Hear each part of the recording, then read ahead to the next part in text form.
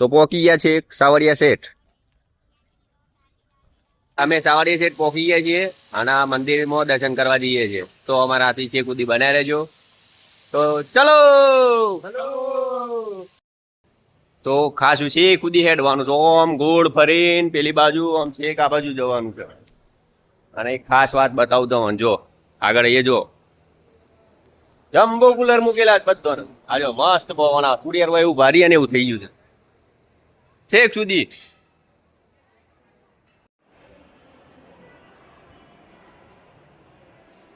એક નંબર.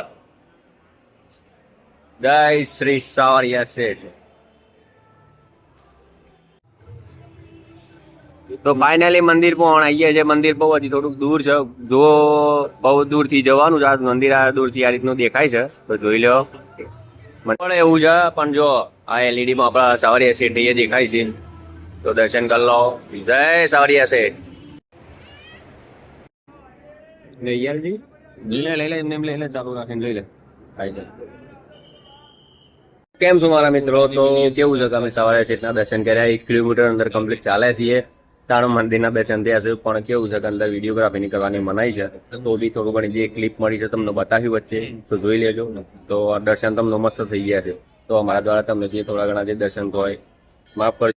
સાવરિયાજી મંદિરે આવીએ ત્યારે એક આ વસ્તુ આપણને જોવા મળતી હોય છે જેમાં પથ્થરના મકાન બનાવેલા હોય છે. એટલે લોકોની માન્યતા એવું છે કે આ પથ્થરના મકાન બનાવીએ તો અમારા પણ આ 1 મંજિલ 2 મંજિલ 3 મંજિલના મકાનો બને તો ભગવાન એમની મનોકામના પૂર્ણ કરતા હોય છે. તો તમે પણ આવો તો આ રીતનું તમારી પણ મકાન બનાવવાની યા પોતાની ઈચ્છા હોય તો તમે અહીંયા બનાવી શકો છો.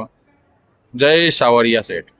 જય સાવરિયા શેઠ. તો મસ્ત આપણા મંદિરમાં દર્શન થઈ ગયા છે. 1 કિલોમીટર ચાલ્યા પછી પણ મંદિરમાં દર્શન એક નંબર થયા છે. બધા શાંતિથી દર્શન કર્યા છે.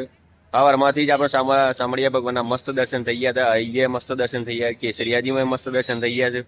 તો જય સાવરિયા શેઠ.